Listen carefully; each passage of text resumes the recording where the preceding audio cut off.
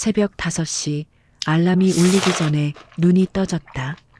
67의 박민수는 천장을 바라보며 한참을 누워 있었다.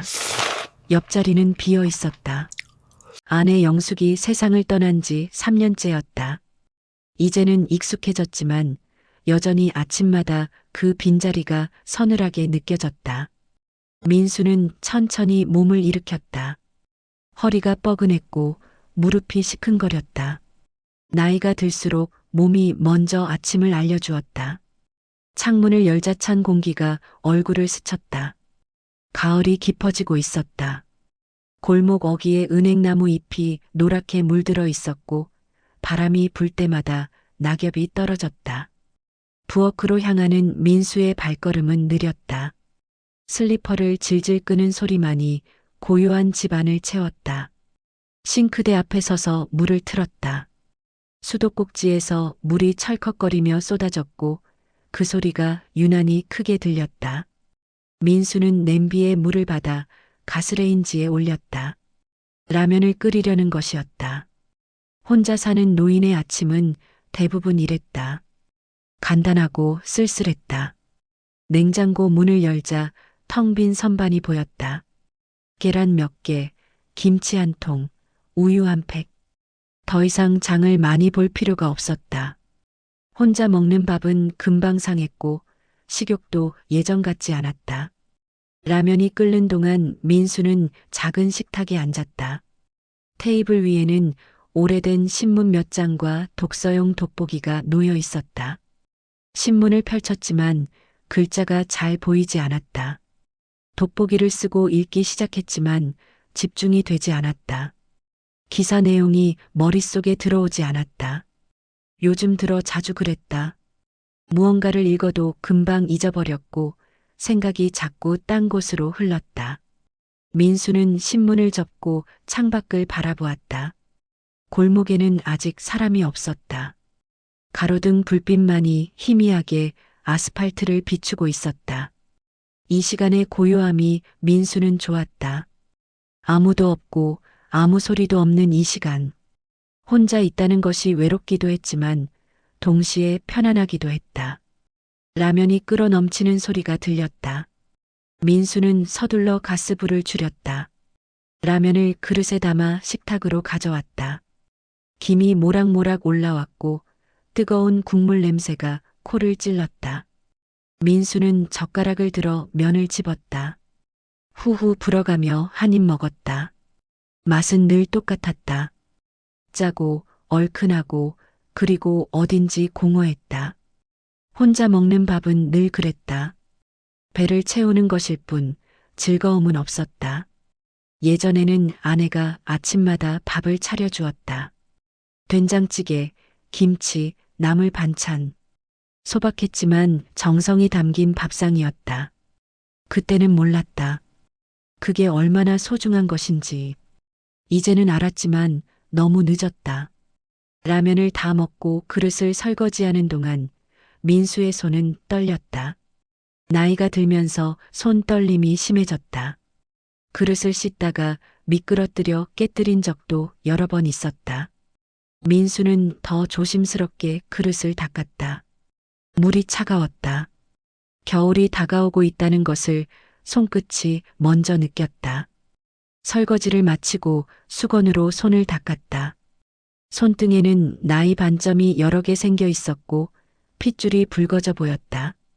민수는 자신의 손을 물끄러미 바라보았다. 언제 이렇게 늙었을까? 어제까지만 해도 젊었던 것 같은데. 거실로 돌아와 소파에 앉았다. 텔레비전을 켰지만 소리만 들릴 뿐 화면은 제대로 보이지 않았다. 아침 뉴스였다. 아나운서의 목소리가 차분하게 뉴스를 읽어내려갔다. 정치 뉴스, 경제 뉴스, 날씨 예보. 민수에게는 다 남의 일처럼 느껴졌다. 세상은 빠르게 변하고 있었지만 민수의 시간은 느리게 흘렀다. 매일이 비슷했고 특별한 일도 없었다. 아침에 일어나고 라면을 끓여 먹고 텔레비전을 보고 낮잠을 자고 저녁을 먹고 다시 잠드는 것. 그게 민수의 하루였다. 벽시계를 보니 6시 반이었다. 아직 해가 뜨지 않았지만 하늘이 조금씩 밝아지고 있었다. 민수는 소파에 기대어 눈을 감았다. 피곤하지는 않았지만 눈을 감고 있으면 시간이 빨리 가는 것 같았다. 그렇게 한참을 앉아 있는데 문득 옛 생각이 떠올랐다. 어릴 적 자신을 키워주셨던 외할머니. 벌써 15년도 더 전에 돌아가셨다. 하지만 가끔 이렇게 문득 생각이 났다. 할머니의 목소리, 할머니의 손길, 할머니가 해주시던 밥. 모든 것이 어렴풋했지만 그리움만큼은 선명했다. 민수는 눈을 뜨고 벽에 걸린 액자를 바라보았다. 흑백 사진 한 장이 걸려 있었다. 어린 민수와 외할머니가 함께 찍은 사진이었다. 할머니는 한복을 입고 계셨고 어린 민수는 할머니 품에 안겨 있었다. 둘 다 환하게 웃고 있었다. 민수는 그 사진을 보며 작게 미소 지었다. 할머니는 민수에게 엄마보다 더 큰 존재였다. 민수의 부모님은 일 때문에 늘 바빴고 민수는 외할머니 손에서 자랐다. 할머니는 민수를 끔찍이 사랑해 주셨다. 밥을 먹이고 재우고 학교에 보내고 아플 때 간호하고 모든 것을 해주셨다. 그런 할머니가 돌아가셨을 때 민수는 장성한 어른이었다. 이미 결혼도 했고 아이도 있었다. 할머니의 장례식에 가서 절을 올렸지만 눈물은 나오지 않았다. 바빴기 때문이었다. 회사 일도 있었고 가정도 돌봐야 했다. 할머니의 죽음을 슬퍼할 시간이 없었다. 하지만 지금 혼자 이 집에 앉아 있으면 민수는 할머니 생각이 자주 났다. 그리고 후회했다. 왜 그때 더 잘해드리지 못했을까? 왜 더 자주 찾아뵙지 못했을까? 왜 감사하다는 말을 제대로 하지 못했을까? 이제는 늦었다. 할머니는 이미 이 세상에 안 계셨다. 민수는 소파에서 일어나 창가로 갔다. 해가 떠오르고 있었다. 붉은 아침 햇살이 골목을 물들이고 있었다.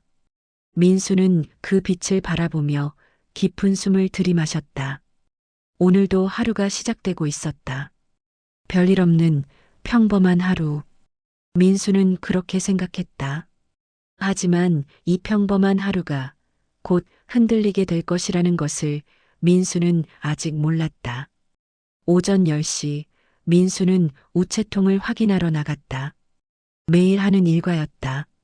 청구서나 광고지 외에는 별로 오는 것이 없었지만 그래도 우체통을 확인하는 것이 하루 중 유일한 외출이었다. 현관문을 열고 나서자 찬 바람이 얼굴을 스쳤다. 민수는 옷깃을 여미며 천천히 계단을 내려갔다. 다리가 예전 같지 않아서 계단을 내려갈 때마다 조심스러웠다. 한번 넘어지면 큰일이었다. 노인들은 넘어지면 회복이 느렸다.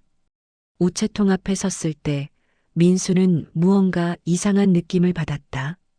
우체통 안에 편지 한 통이 보였다. 하얀 봉투였다. 청구서나 광고지와는 달랐다. 손으로 쓴 듯한 글씨가 봉투에 적혀 있었다. 민수는 봉투를 꺼내 들었다. 손이 떨렸다. 발신인 이름을 보는 순간 민수의 심장이 철렁 내려앉았다. 김영자. 외할머니의 이름이었다. 하지만 그럴 리 없었다.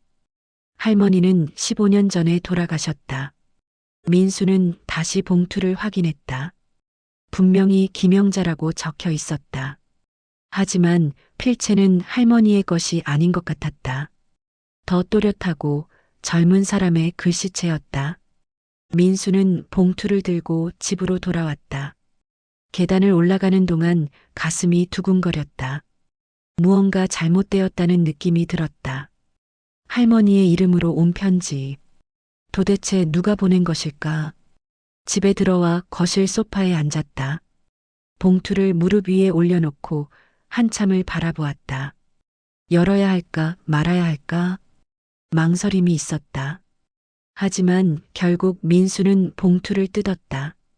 안에는 편지지 여러 장과 함께 작은 사진 한 장이 들어 있었다. 사진을 먼저 꺼내 보았다. 흑백 사진이었다. 젊은 여자가 아기를 안고 있는 사진. 민수는 그 여자가 누구인지 알 수 없었다. 하지만 아기는 어쩌면 자신일지도 모른다는 생각이 들었다. 편지를 펼쳤다. 첫 장에는 이렇게 적혀 있었다. 민수야, 이 편지를 읽을 때쯤이면 나는 이미 이 세상 사람이 아닐 것이다. 미안하다.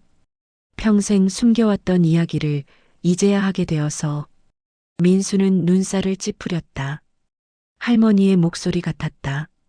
하지만 할머니는 이미 오래전에 돌아가셨다. 도대체 이게 무슨 일인가?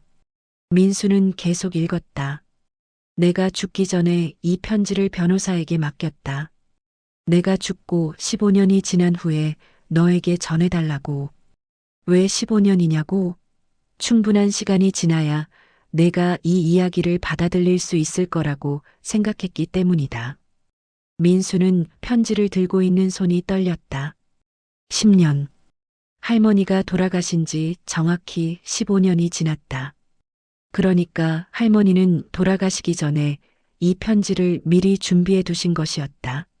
민수는 계속 읽었다. 민수야, 너는 내가 내 외할머니라고 알고 있지? 하지만 사실은 나는 내 외할머니가 아니다. 나는 내 친할머니도 아니고 심지어 내 혈육도 아니다. 나는 그저 너를 키운 사람일 뿐이다. 민수는 편지를 읽다 말고 멈췄다. 무슨 말인가? 할머니가 자신의 외할머니가 아니라고? 도대체 무슨 소리인가? 민수는 다시 편지를 읽기 시작했다. 내가 태어났을 때 내 엄마는 너를 키울 수 없었다. 사정이 있었다. 자세한 이야기는 나중에 하마. 그래서 나한테 너를 맡겼다. 나는 그때 이미 나이가 많았지만 너를 키우기로 했다. 왜냐하면 내 엄마를 사랑했기 때문이다. 내 엄마는 내 딸이 아니었지만 나는 그녀를 딸처럼 여겼다. 민수는 혼란스러웠다. 할머니가 자신의 외할머니가 아니라면 자신의 엄마는 누구인가? 지금까지 엄마라고 알고 있던 사람은 진짜 엄마가 아닌 것인가? 편지는 계속 이어졌다. 민수야, 나는 너를 키우면서 정말 행복했다. 너는 내 삶의 전부였다. 내가 웃으면 나도 행복했고, 내가 아프면 나도 아팠다. 너는 내 손자가 아니었지만, 내 마음속에서는 손자보다 더 소중한 존재였다. 하지만 나는 평생 이 비밀을 숨겨야 했다.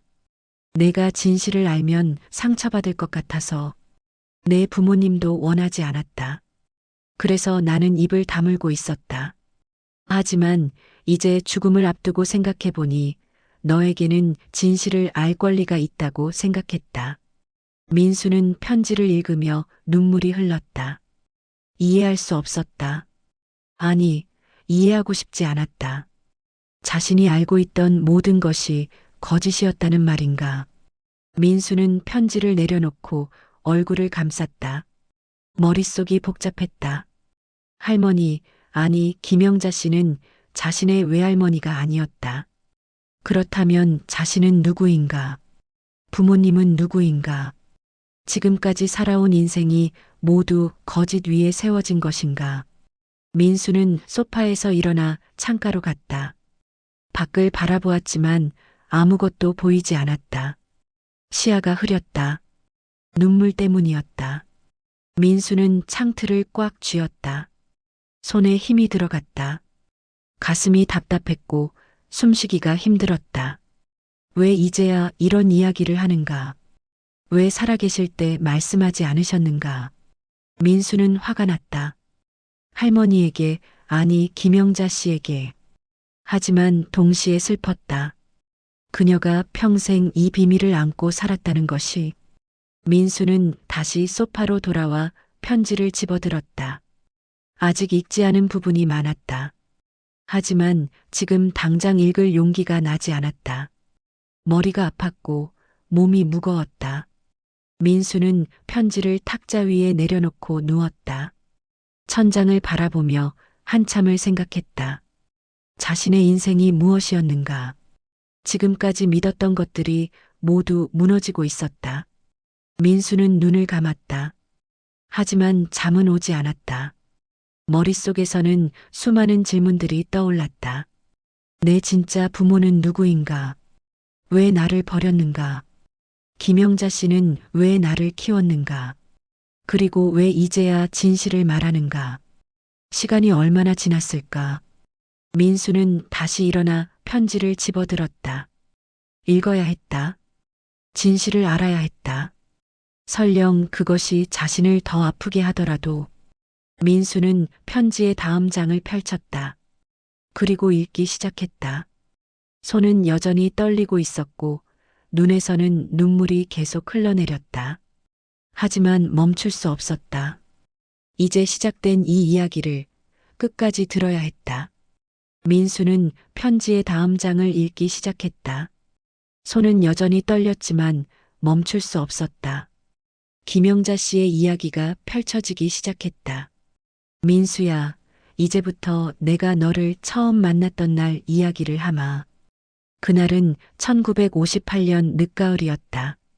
나는 그때 46이었고 전쟁으로 남편을 잃고 혼자 살고 있었다. 자식도 없었다.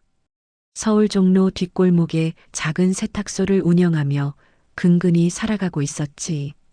그날 저녁 가게 문을 닫으려는데 젊은 여자가 허겁지겁 들어왔다. 25쯤 되어 보이는 여자였는데 품에 아기를 안고 있었다. 그 아기가 바로 너였다.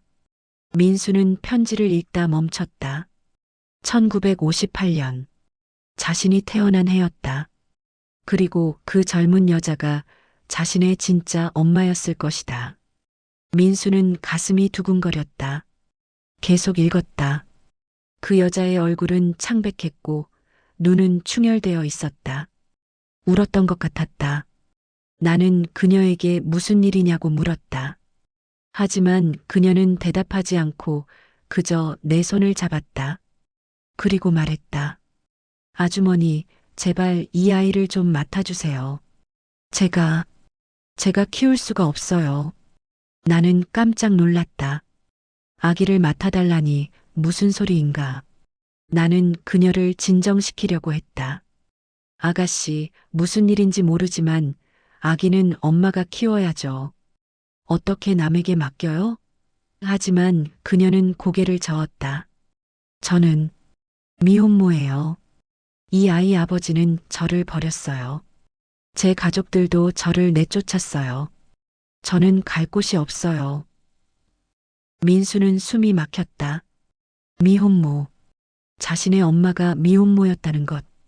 1950년대 한국에서 미혼모로 산다는 것이 얼마나 힘든 일이었는지 민수는 알고 있었다.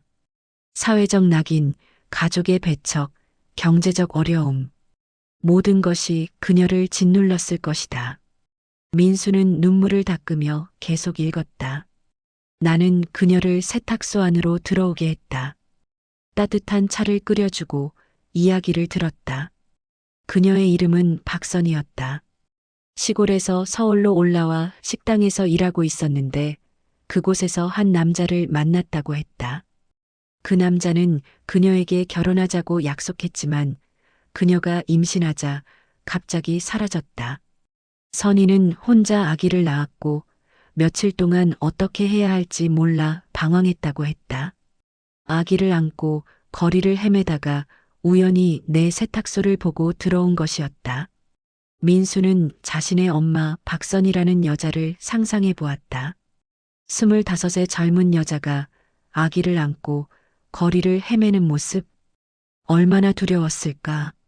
얼마나 절망스러웠을까? 민수는 가슴이 아팠다. 어쩌면 자신도 그 절망의 일부였을 것이다. 태어나지 말았어야 할 아이. 버려져야 할 아이. 나는 선이를 보며 마음이 아팠다. 나도 여자였고 전쟁으로 모든 것을 잃어본 사람이었다. 그녀의 고통이 이해됐다. 나는 그녀에게 말했다. 일단 오늘 밤은 여기서 자요. 내일 다시 생각해 봅시다. 선희는 고맙다며 눈물을 흘렸다. 그날 밤 나는 선희와 아기를 내 방에 재웠다. 아기는 곤히 자고 있었다. 작고 연약한 아기. 너였다, 민수야. 나는 내 얼굴을 보며 생각했다. 이 아이는 아무 잘못도 없는데 왜 이런 고통을 겪어야 하는가? 민수는 편지를 읽으며 울었다. 자신이 태어날 때부터 원치 않는 존재였다는 것이 너무 슬펐다. 하지만 동시에 김영자 씨가 자신을 보며 느꼈을 연민과 사랑이 느껴졌다. 그녀는 낯선 아기를, 아무 관계도 없는 아기를 자신의 집에 재워주었다. 그것이 모든 것의 시작이었다. 다음 날 아침 나는 선희에게 물었다. 앞으로 어떻게 할 거예요? 선희는 한참을 망설이다가 말했다. 아주머니, 이 아이를 좀 맡아주실 수 없을까요? 제가 일자리를 구해서 돈을 벌 때까지만요. 나중에 꼭 데려가겠어요. 나는 잠시 생각했다. 아기를 맡는다는 것이 쉬운 일은 아니었다. 나도 가난했고 여유가 없었다. 하지만 선희의 눈을 보니 거절할 수가 없었다. 그 눈에는 절박함이 가득했다. 나는 고개를 끄덕였다. 알았어요. 일단 몇 달만 맡아드릴게요. 민수는 고개를 끄덕였다. 김영자 씨는 처음에는 일시적으로만 자신을 맡을 생각이었던 것이다.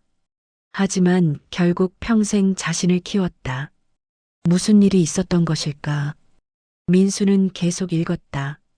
선희는 기뻐하며 고맙다고 몇 번이나 말했다. 그리고 며칠 후 일자리를 구했다며 떠났다. 나는 너를 안고 있었다. 선희는 돌아서면서 눈물을 흘렸다. 꼭 데리러 올게요. 미안해요, 민수야. 그게 내가 선희를 마지막으로 본 날이었다. 민수는 숨이 멎는 것 같았다. 마지막으로 본 날. 그렇다면 박선희는 다시 돌아오지 않았다는 말인가? 민수는 편지의 다음 장을 서둘러 넘겼다. 나는 선희가 돌아올 것이라고 믿었다. 한 달이 지나고 두 달이 지나고 반년이 지났다. 하지만 선희는 오지 않았다. 편지도 없었고 연락도 없었다. 나는 걱정이 됐다. 혹시 무슨 일이 생긴 건 아닐까? 하지만 나는 선희의 주소도 몰랐고 연락처도 몰랐다. 찾을 방법이 없었다. 그렇게 1년이 지났다. 나는 이제 선희가 돌아오지 않을 것이라는 것을 알았다. 그녀는 너를 버린 것이었다. 민수는 편지를 쥔 손을 떨었다. 자신의 엄마는 자신을 버렸다. 일시적으로 맡긴 것이 아니라 영원히 버린 것이었다. 민수는 배신감을 느꼈다. 동시에 박선이라는 여자를 이해할 수 없었다. 어떻게 자신의 아이를 그렇게 버릴 수 있는가. 하지만 편지는 계속 이어졌다. 민수야, 나는 선희를 원망하지 않는다. 그녀도 어쩔 수 없었을 것이다. 1950년대 미혼모로 아이를 키운다는 것은 불가능에 가까웠다. 일자리를 구하기도 힘들었고 설령 구한다 해도 아이를 맡길 곳이 없었다. 사회는 그녀를 용서하지 않았다. 그녀는 살아남기 위해 너를 포기해야 했을 것이다. 나는 그것을 이해한다. 민수는 눈물을 흘리며 고개를 끄덕였다. 김영자 씨의 말이 맞았다. 박선희도 피해자였다. 그 시대의 피해자. 민수는 엄마를 원망할 수 없었다. 단지 슬플 뿐이었다. 그래서 나는 결심했다. 너를 내 아들로 키우기로. 법적으로는 입양할 수 없었다. 절차가 복잡했고 나는 나이도 많았다.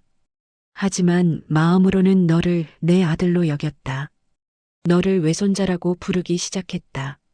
사람들에게는 내 딸이 낳은 아이인데 딸이 사정이 있어서 내가 키운다고 말했다. 사람들은 믿었고 나는 그렇게 너를 키웠다. 민수야, 너는 내 삶의 전부였다. 너를 키우는 것이 나의 유일한 기쁨이었다. 민수는 소파에 주저앉았다. 편지를 가슴에 안았다. 김영자 씨, 자신의 외할머니가 아니었지만 자신에게는 세상에서 가장 소중한 사람이었던 그분. 그녀는 아무 이유 없이 단지 연민과 사랑으로 자신을 키워주셨다. 민수는 그 사실이 너무 감사했고 동시에 너무 미안했다. 왜 살아계실 때 더 잘해드리지 못했을까? 왜 더 자주 찾아뵙지 못했을까?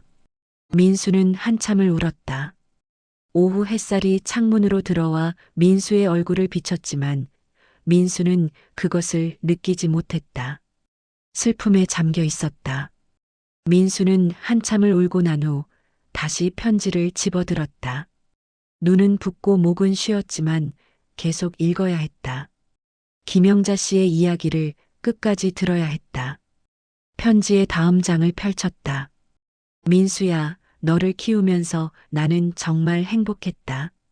내가 처음 웃었을 때, 처음 걸었을 때, 처음 할머니라고 불렀을 때, 그 모든 순간이 내게는 선물이었다. 나는 전쟁으로 모든 것을 잃었지만 너를 얻었다. 너는 내 삶의 이유가 되었다. 민수는 눈을 감고 어린 시절을 떠올렸다. 할머니와 함께했던 그 시간들. 세탁소의 따뜻한 긴 빨래 냄새, 할머니의 손길. 모든 것이 어렴풋하지만 여전히 가슴속에 남아 있었다. 1963년 여름. 5살 민수는 세탁소 뒤편 작은 마당에서 놀고 있었다. 할머니는 세탁소 안에서 다림질을 하고 있었다. 지글지글 소리를 내며 다리미가 옷감 위를 지나갔고 수증기가 하얗게 피어올랐다. 민수는 마당에 심어진 봉숭아 꽃을 만지작거리고 있었다. 분홍색 꽃잎이 예뻤다. 할머니가 밖으로 나와 민수를 불렀다. 민수야, 손 좀 내밀어봐. 민수는 작은 손을 내밀었다. 할머니는 봉숭아 꽃잎을 따서 민수의 손톱에 올려놓았다. 그리고 실로 감아주었다. 이렇게 하면 손톱이 예쁘게 물들어. 빨갛게. 민수는 신기해하며 손을 들어 햇빛에 비춰보았다. 할머니는 민수의 머리를 쓰다듬으며 웃었다. 주름 가득한 얼굴이었지만 그 미소는 따뜻했다. 우리 민수 예쁘네. 민수는 할머니를 올려다보며 물었다. 할머니, 나 엄마 없어? 할머니의 미소가 잠시 굳었다. 하지만 곧 다시 웃으며 말했다. 엄마는 멀리 계셔. 나중에 크면 만날 수 있어. 언제? 나중에. 아주 나중에. 할머니는 민수를 안아 올렸다. 민수는 할머니의 품에 안겨 세탁소 냄새를 맡았다. 비누 냄새, 삶은 빨래 냄새. 그 냄새가 민수에게는 집의 냄새였고 안전의 냄새였다. 1968년 가을. 10살 민수는 학교에서 돌아와 세탁소 문을 열었다. 할머니, 다녀왔어요. 할머니는 카운터에 앉아 장부를 정리하고 있었다. 돋보기를 쓰고 숫자를 적고 있었는데 민수가 들어오자 고개를 들었다. 그래, 우리 민수 왔구나. 배고프지? 네. 할머니는 일어나서 부엌으로 갔다. 작은 부엌이었지만 거기에는 늘 무언가 먹을 것이 준비되어 있었다. 할머니는 찜통을 열었다. 김이 확 피어올랐다. 고구마 쪘다. 하나 먹어. 민수는 뜨거운 고구마를 받아들고 호호 불며 먹었다. 달고 부드러웠다. 세상에서 가장 맛있는 간식이었다. 할머니는 민수의 얼굴을 바라보며 물었다. 오늘 학교에서 뭐 배웠어? 산수요. 곱셈 배웠어요. 그래. 어려워? 아니요. 저 잘해요. 민수는 자랑스럽게 대답했다. 할머니는 민수의 머리를 쓰다듬었다. 우리 민수 똑똑하네. 공부 열심히 해서 나중에 큰 사람 되어야 해. 할머니, 큰 사람이 뭐예요? 남들을 도와줄 수 있는 사람, 착한 사람. 민수는 고개를 끄덕였다. 네, 저 큰 사람 될래요. 그래서 할머니 도와드릴래요. 할머니는 민수를 끌어안았다. 고마워, 우리 민수. 민수는 할머니의 품에서 할머니의 심장 소리를 들었다. 규칙적으로 뛰는 심장 소리. 그 소리가 민수를 안심시켰다. 할머니가 곁에 있으면 세상 무서울 게 없었다. 1972년 겨울. 14살 민수는 중학생이 되어 있었다. 키도 많이 컸고 목소리도 변했다. 할머니는 이제 60이 넘었고 허리가 많이 굽었다. 세탁소 일도 예전만큼 하기 힘들어했다. 민수는 학교에서 돌아오면 할머니를 도왔다. 무거운 빨래를 날랐고 다림질도 했다. 서툴렀지만 할머니는 고마워했다. 민수야, 너 이제 다 컸구나.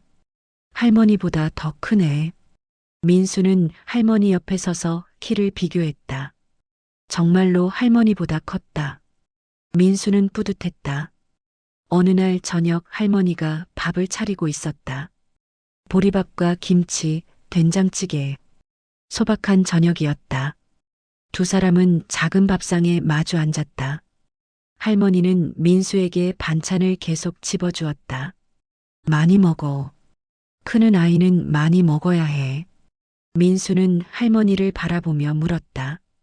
할머니, 저 나중에 크면 할머니 모실 거예요. 할머니는 웃으며 고개를 저었다. 아니야. 너는 결혼해서 내 가정을 꾸려야지. 아니요. 저 할머니랑 같이 살 거예요. 평생. 할머니는 민수의 손을 잡았다. 주름진 손이었지만 따뜻했다. 고마워, 민수야. 하지만 너는 내 길을 가야 해. 할머니는 괜찮아. 싫어요. 할머니 혼자 두고 못 가요. 민수는 고집을 부렸다. 할머니는 민수의 머리를 쓰다듬었다. 착하다, 우리 민수. 두 사람은 그렇게 밥을 먹었다. 말은 많지 않았지만 서로의 마음은 통했다. 할머니는 민수를 사랑했고 민수도 할머니를 사랑했다. 그것만으로 충분했다. 현재 민수는 회상에서 깨어났다.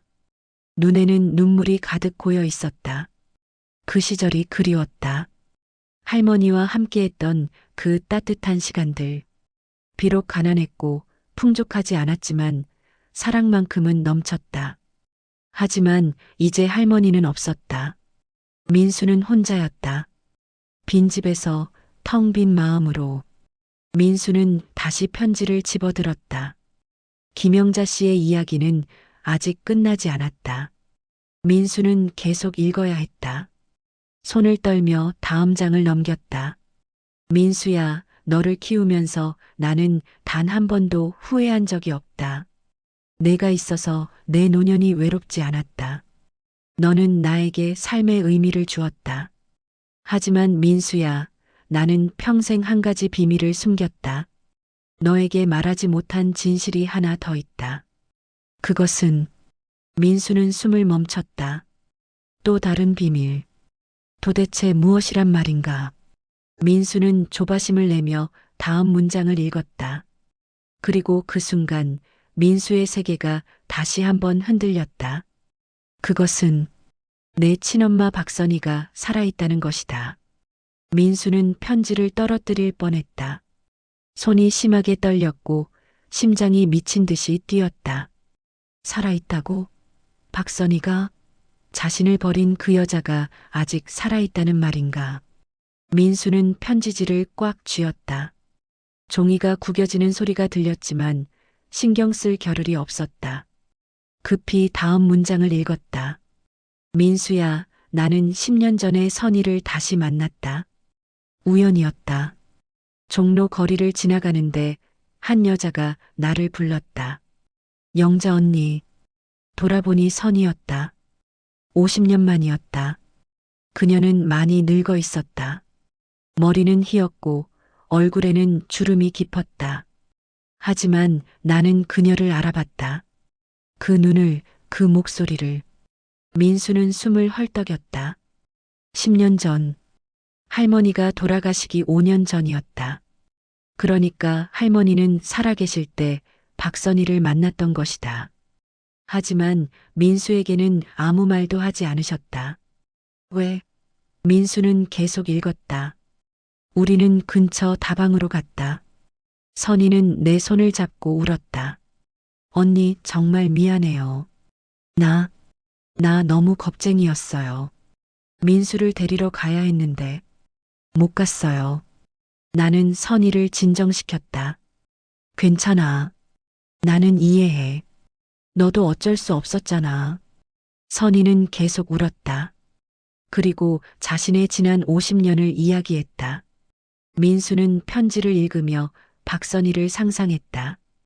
자신을 버린 여자. 하지만 동시에 자신을 낳아준 여자. 그녀는 어떻게 살아왔을까?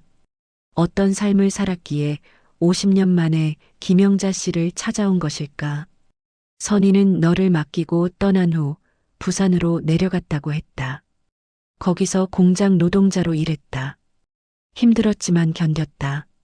몇 년 후 한 남자를 만나 결혼했다. 그 남자는 선희의 과거를 알고도 받아들여줬다. 착한 사람이었다. 선희는 그 남자와 아이를 낳았다.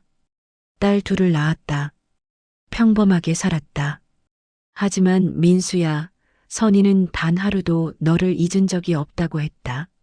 민수는 눈물을 흘렸다. 박선희는 자신을 잊지 않았다. 그녀도 고통 속에 살았던 것이다. 자신을 버렸다는 죄책감, 그리움, 후회. 그 모든 것을 안고 50년을 살았던 것이다. 민수는 가슴이 아팠다. 선희는 내게 물었다. 민수는 어떻게 지내요? 나는 대답했다. 잘 지내. 결혼도 했고 자식도 있어. 착하게 컸어. 선희는 울면서 고개를 끄덕였다. 다행이에요. 정말 다행이에요. 언니가 잘 키워주셔서. 그리고 선희는 조심스럽게 물었다. 민수를 한 번만 볼 수 있을까요? 민수는 편지를 읽다 멈췄다. 박선희가 자신을 보고 싶어 했다는 것. 그 순간 민수는 복잡한 감정에 휩싸였다. 만나고 싶은가? 자신을 버린 엄마를.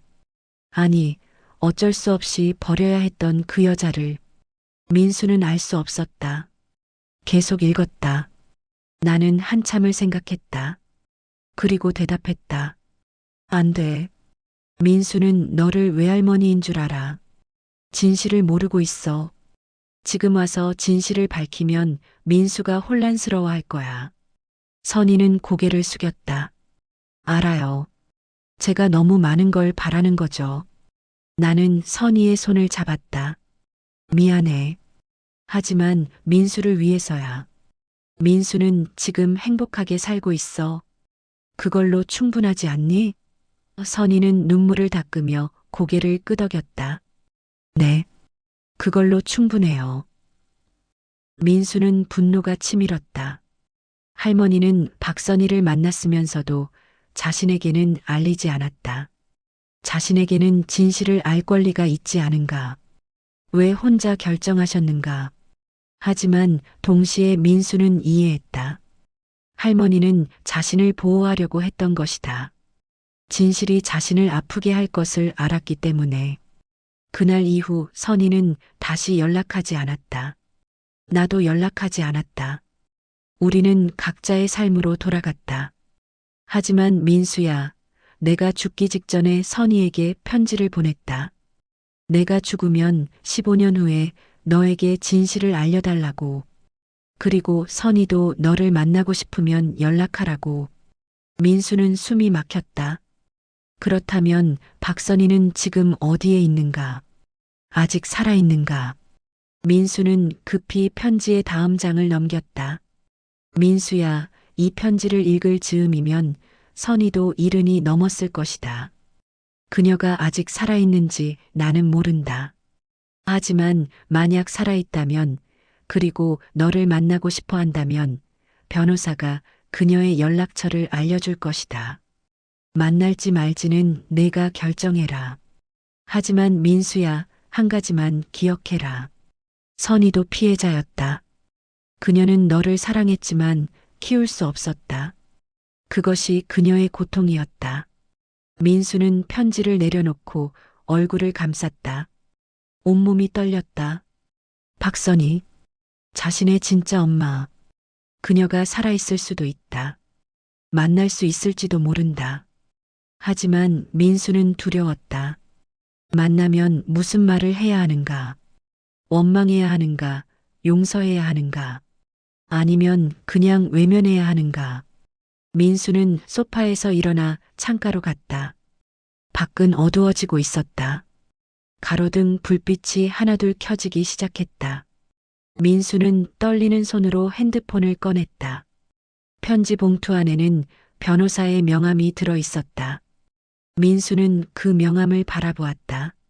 전화를 걸어야 할까? 박선희의 연락처를 받아야 할까? 민수는 한참을 망설였다. 그때 핸드폰이 울렸다. 민수는 깜짝 놀라 핸드폰을 보았다. 딸 지영이었다. 민수는 전화를 받았다. 여보세요. 아빠, 나 지영이야. 요즘 어떻게 지내세요? 지영의 목소리는 밝았다. 민수는 억지로 목소리를 가다듬었다. 응, 잘 지내. 아빠, 목소리가 이상한데. 괜찮으세요? 응, 괜찮아. 그냥 좀 피곤해서. 지영은 잠시 침묵하다가 말했다. 아빠, 이번 주말에 갈게요. 애들도 데리고 갈게요. 그래, 그러렴. 전화를 끊고 민수는 핸드폰을 내려놓았다. 딸 지영, 손주들, 자신의 가족. 민수는 생각했다. 자신에게는 이미 가족이 있다. 사랑하는 사람들이 있다. 박선희를 만나는 것이 옳은 일일까? 아니면 그냥 이대로 살아가는 것이 나을까? 민수는 혼란스러웠다. 밤이 깊어갔다. 민수는 잠들지 못하고 거실을 오갔다. 편지는 탁자 위에 놓여 있었고 변호사의 명함은 그 옆에 있었다. 민수는 수없이 명함을 집었다 놓기를 반복했다. 결정할 수 없었다. 너무 큰 결정이었다. 민수는 소파에 앉아 천장을 바라보았다. 벽시계의 초침 소리만이 고요함을 깨뜨렸다. 똑딱, 똑딱. 시간은 흘러가고 있었지만 민수의 마음은 제자리에 머물러 있었다. 새벽 3시 민수는 결심했다. 변호사에게 전화하기로, 박선희의 연락처를 받기로, 하지만 만날지 말지는 나중에 결정하기로. 일단 연락처만 받자. 민수는 명함을 주머니에 넣었다. 그리고 침대로 갔다. 누웠지만 잠은 오지 않았다. 머릿속에서는 수많은 생각들이 맴돌았다. 박선희의 얼굴은 어떨까?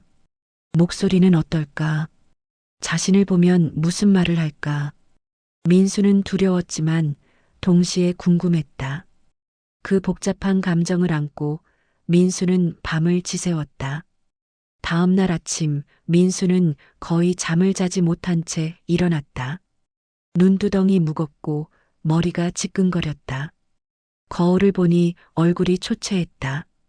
하룻밤 사이에 더 늙은 것 같았다. 민수는 찬물로 세수를 하고 커피를 내렸다.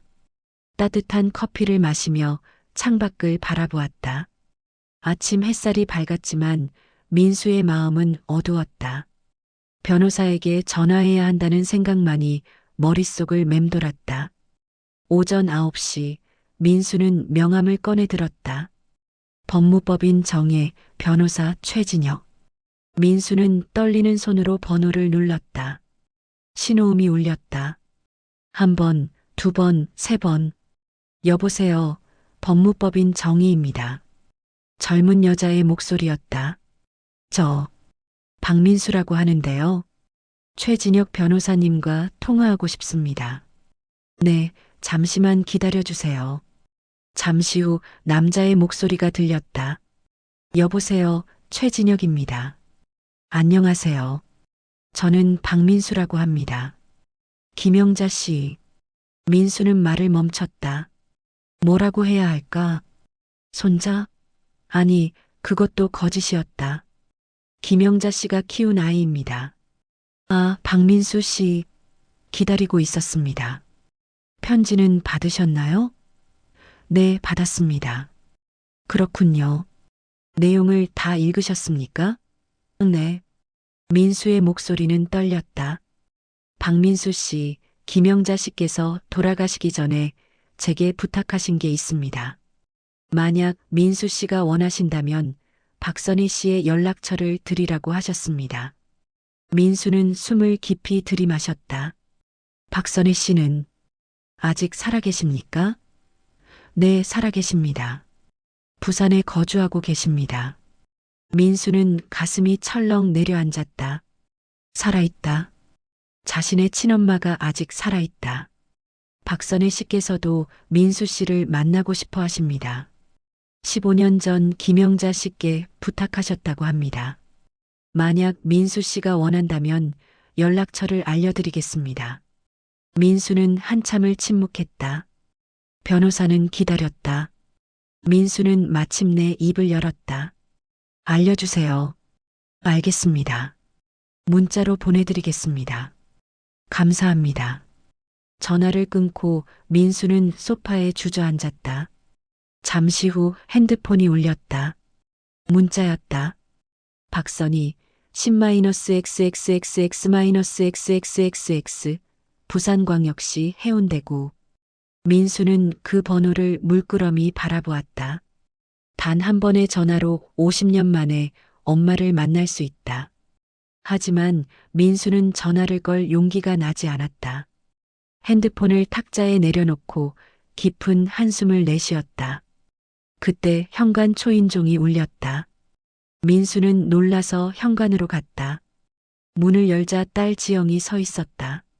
아빠. 지영은 밝게 웃으며 안으로 들어왔다. 뒤따라 손주 2명이 뛰어들어왔다. 할아버지. 6살 손자 준호와 4살 손녀 서연이었다. 민수는 억지로 미소를 지으며 아이들을 안아 올렸다. 그래, 우리 강아지들 왔구나. 지영은 부엌으로 가서 가방에서 음식을 꺼냈다. 아빠, 반찬 좀 해왔어요. 혼자 사시면서 제대로 못 드시는 것 같아서. 고맙다. 민수는 지영을 바라보았다. 35의 딸. 착하고 성실한 아이. 민수의 자랑이었다. 하지만 지금 민수는 딸에게 무슨 말을 해야 할지 몰랐다. 진실을 말해야 할까? 자신이 사실은 할머니의 친손자가 아니라는 것을, 자신의 진짜 엄마가 따로 있다는 것을. 아빠 얼굴이 안 좋으신데 어디 아프세요? 지영이 걱정스러운 표정으로 물었다. 민수는 고개를 저었다. 아니야. 그냥 잠을 못 자서. 요즘 잠이 안 오세요? 병원 가보셔야 하는 거 아니에요? 괜찮아. 일시적인 거야. 민수는 웃으려 했지만 얼굴 근육이 굳어서 제대로 웃지 못했다. 지영은 아버지의 얼굴을 자세히 들여다보았다. 아빠, 무슨 일 있으세요? 저한테 말씀하세요. 민수는 잠시 망설였다. 말해야 할까? 하지만 어떻게 설명해야 할까? 민수는 고개를 저었다. 아무 일도 없어. 걱정하지 마. 지영은 확신하지 못한 표정이었지만 더 묻지 않았다. 아이들이 거실에서 떠들고 있었고 지영은 부엌에서 음식을 데우기 시작했다. 민수는 거실 소파에 앉아 손주들을 바라보았다. 준호는 장난감 자동차를 가지고 놀고 있었고 서연이는 그림책을 보고 있었다. 순수한 아이들. 아직 세상의 복잡함을 모르는 아이들. 할아버지, 이거 봐요. 준호가 자동차를 들고 달려왔다. 응, 멋지네. 민수는 손자의 머리를 쓰다듬었다. 준호는 할아버지의 무릎에 올라앉았다. 할아버지, 나 나중에 크면 경찰관 될 거예요. 그래. 왜? 나쁜 사람들 잡을 거예요. 민수는 쓸쓸하게 웃었다. 그래, 착한 경찰관 되렴. 준호는 활짝 웃으며 다시 놀러 갔다. 점심 식사 시간이 되었다. 지영이 준비한 음식이 차려졌다. 된장찌개, 불고기, 나물 반찬. 정성스러운 밥상이었다. 네 사람은 식탁에 둘러앉았다.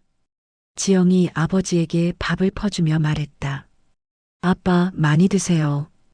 요즘 체중이 많이 빠지신 것 같아요. 민수는 고개를 끄덕였다. 밥을 한 숟가락 떠서 입에 넣었지만 목구멍으로 넘어가지 않았다. 맛도 느껴지지 않았다. 민수는 억지로 삼켰다. 아빠, 제 친구 엄마가 요양원에서 일하시는데요. 좋은 곳이래요. 아빠도 나중에 거기. 지영이 조심스럽게 말했다. 민수는 손을 들어 말을 막았다. 아직 그럴 나이 아니야. 아니, 그게 아니라. 혼자 사시는 것보다 요양원에서 사시는 게 더 안전하고 좋을 것 같아서요. 거기 가시면 또래분들도 많으시고. 지영아, 나는 아직 혼자 살 수 있어. 걱정하지 마. 지영은 입을 다물었다. 하지만 표정에는 걱정이 가득했다.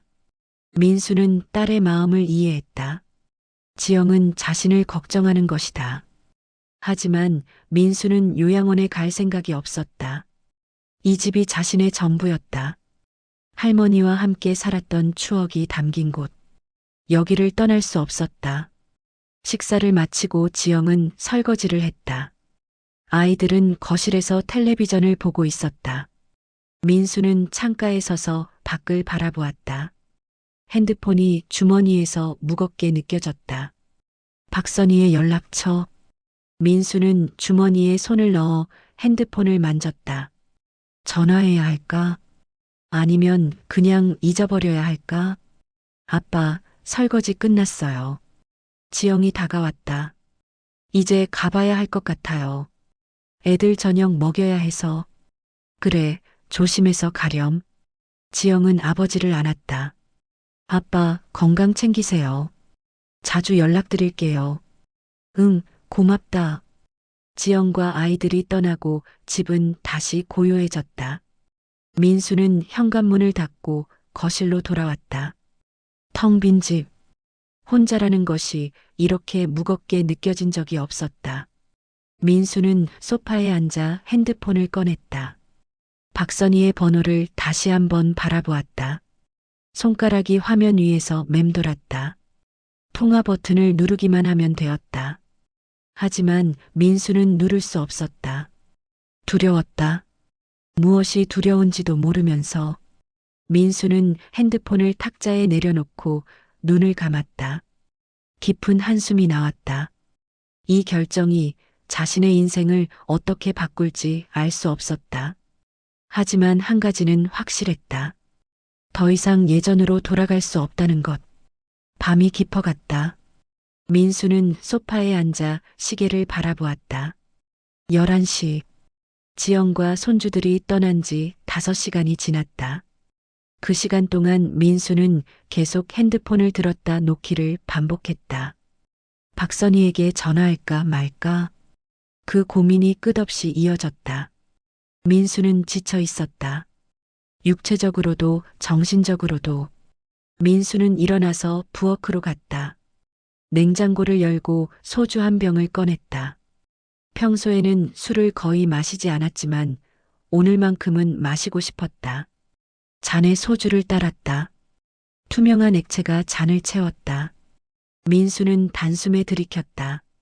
목구멍이 타는 듯했다. 기침이 나왔다. 하지만 다시 따라서 마셨다. 한 잔, 두 잔, 세 잔. 머리가 어지러워지기 시작했다. 술에 취한 민수는 거실로 비틀거리며 돌아왔다. 벽에 걸린 할머니의 사진을 바라보았다. 흑백 사진 속 할머니는 온화하게 웃고 계셨다. 민수는 사진 앞에 섰다. 할머니. 민수의 목소리는 떨렸다. 왜 살아계실 때 말씀 안 하셨어요? 눈물이 흘러내렸다. 왜 혼자 다 짊어지셨어요? 저도 저도 알 권리가 있었잖아요. 민수는 사진을 벽에서 떼어냈다. 두 손으로 꽉 쥐었다. 할머니, 저는 누구예요? 제 정체성이 뭐예요? 민수는 소리쳤다. 목소리가 텅 빈 집안에 울려 퍼졌다. 평생 외손자인 줄 알고 살았는데 그게 다 거짓이었어요. 제 부모님도 거짓이었고 제 이름도 제 과거도 모든 게 거짓이었어요. 민수는 사진을 가슴에 안고 무릎을 꿇었다. 온몸이 떨렸다. 박선희, 그 사람이 제 엄마라고요? 저를 버린 사람이 엄마라고요? 민수는 울부짖었다. 왜 저를 낳았어요? 키울 수 없으면 왜 낳은 거예요? 분노와 슬픔이 뒤섞였다. 민수는 50년 동안 쌓였던 모든 감정을 토해냈다. 저는 원치 않는 아이였어요. 버려진 아이였어요. 누구도 원하지 않았던 아이. 민수는 바닥에 주저앉았다. 사진을 놓치지 않으려고 꽉 쥐었지만 손에 힘이 풀렸다. 사진이 바닥에 떨어졌다. 유리가 깨지는 소리가 났다. 민수는 깨진 유리 조각들을 바라보았다. 마치 자신의 마음처럼 산산이 부서진 유리 조각들. 민수는 손으로 유리 조각을 주우려 했다. 손가락에 유리가 베었다. 피가 났다. 하지만 민수는 아픔을 느끼지 못했다. 마음의 아픔이 너무 커서 육체의 아픔은 무감각했다. 할머니. 민수는 다시 할머니의 사진을 집어들었다. 깨진 유리 뒤로 할머니의 얼굴이 보였다. 할머니, 저는 할머니를 원망하고 싶지 않아요. 할머니는 저를 사랑해 주셨잖아요. 저를 키워주셨잖아요. 하지만 왜 진실을 숨기셨어요? 왜 저를 속이셨어요? 민수의 목소리는 절규에 가까웠다. 민수는 사진을 가슴에 안고 벽에 기댔다. 술 기운에 정신이 흐릿했지만 감정만큼은 선명했다. 배신감, 혼란, 분노, 슬픔. 모든 것이 뒤섞여 민수를 짓눌렀다. 제가 누군지 모르겠어요. 박민수가 누구예요? 제 엄마가 누구예요? 제 정체성이 뭐예요? 민수는 계속 중얼거렸다. 대답은 없었다. 오직 벽시계의 초침 소리만이 고요함을 깼다. 한참을 그렇게 앉아있던 민수는 핸드폰을 집어들었다. 손가락에서 피가 흘러 화면을 적셨다. 민수는 개의치 않고 박선희의 번호를 찾았다. 그리고 통화 버튼을 눌렀다. 신호음이 울렸다. 한 번, 두 번, 세 번. 민수의 심장이 미친 듯이 뛰었다. 네 번째 신호음 후 누군가 전화를 받았다. 여보세요? 나이 든 여자의 목소리였다. 떨리는 목소리. 민수는 입을 열려 했지만 목소리가 나오지 않았다. 목이 막힌 것 같았다. 여보세요? 거기. 누구세요? 여자가 다시 물었다. 민수는 숨을 깊이 들이마셨다. 그리고 떨리는 목소리로 말했다. 저, 박민수입니다. 전화 너머로 침묵이 흘렀다. 길고 무거운 침묵. 민수는 기다렸다. 그리고 마침내 여자의 목소리가 들렸다. 민수야. 울먹이는 목소리였다. 정말, 민수니? 민수는 대답할 수 없었다. 눈물이 쏟아졌다. 민수야. 내 아들. 정말 내 목소리니? 박선희는 울고 있었다. 민수도 울고 있었다. 왜? 민수는 간신히 입을 열었다. 왜 저를 버렸어요? 그 질문에 박선희는 한참을 울다가 대답했다. 미안해. 정말 미안해. 나는 어쩔 수 없었어. 너를 키울 수 없었어. 나는 너무 어렸고 가난했고 갈 곳이 없었어. 미안해, 민수야. 평생 미안했어. 민수는 전화기를 꽉 쥐었다. 그럼 왜 다시 찾아오지 않으셨어요? 10년 전에 할머니를 만났다면서요? 왜 저를 만나지 않으셨어요? 나는 내가 행복하게 사는 걸 봤어. 가족이 있고 자식이 있고 나는 내 인생을 망치고 싶지 않았어. 너는 나 없이도 잘 살고 있었어. 내가 나타나면 너만 힘들 것 같았어. 민수는 고개를 저었다. 그건, 그건 제가 결정할 일이었어요. 당신이 결정할 일이 아니었어요. 박선희는 계속 울었다. 미안해. 정말 미안해. 나는, 나는 평생 너를 생각했어. 단 하루도 잊은 적이 없어. 내 생일마다 케이크를 사서 혼자 불었어. 내가 건강하기를, 행복하기를 빌었어. 그게 내가 할 수 있는 전부였어. 민수는 가슴이 미어지는 것 같았다. 박선희의 고통이, 그녀의 죄책감이 느껴졌다. 민수는 분노하고 싶었지만 동시에 그녀를 이해할 수 있었다. 그녀도 피해자였다. 그 시대의 가난의 사회의 피해자. 저는 민수는 말을 멈췄다. 무슨 말을 해야 할지 몰랐다. 용서한다고 말해야 할까? 아니면 원망한다고 말해야 할까? 민수야. 박선희가 조심스럽게 말했다. 나를 한 번만 만나줄 수 있니? 죽기 전에 내 얼굴을 한 번만 보고 싶어. 부탁이야. 민수는 한참을 침묵했다. 만나야 할까? 50년 만에 엄마를 만나야 할까? 민수는 술 기운에 정신이 혼미했다. 모르겠어요. 저도 모르겠어요. 박선희는 흐느꼈다. 알았어. 무리하게 부탁하는 거 알아. 하지만 민수야, 한 가지만 기억해줘. 나는 너를 사랑했어. 지금도 사랑해. 평생 사랑할 거야. 민수는 전화를 끊었다. 더 이상 들을 수 없었다. 핸드폰을 바닥에 내던졌다. 그리고 두 손으로 얼굴을 감싸고 울었다. 오열했다. 평생 억눌렀던 감정이 폭발했다. 버려진 아이. 사랑받지 못한 아이. 정체성을 잃은 남자. 민수는 모든 것을 쏟아냈다. 집안은 그의 울음소리로 가득 찼다. 아무도 들어주지 않는 울음. 위로받지 못하는 고통. 민수는 그렇게 밤새 울었다. 다음 날 아침 민수는 거실 바닥에서 깨어났다. 목과 허리가 뻐근했고 머리는 깨질 듯이 아팠다.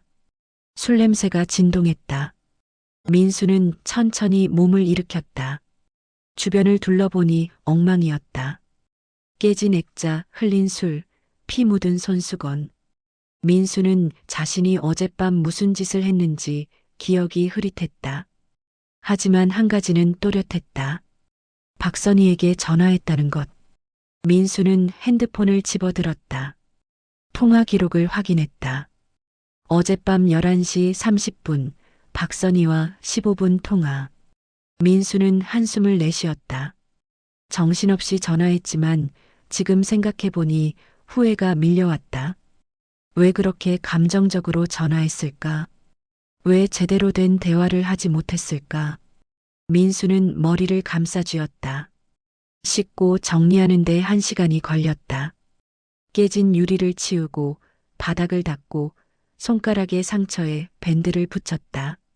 할머니의 사진은 액자에서 떼어내 서랍에 조심스럽게 넣었다. 나중에 다시 액자에 넣어야겠다고 생각했다. 모든 것을 정리하고 나니 오전 10시였다. 민수는 커피를 내려 마시며 창밖을 바라보았다. 날씨가 흐렸다. 비가 올 것 같았다. 초인종이 울렸다. 민수는 놀라서 현관으로 갔다. 문을 열자 옆집 김할머니가 서 있었다. 민수 씨, 괜찮으세요?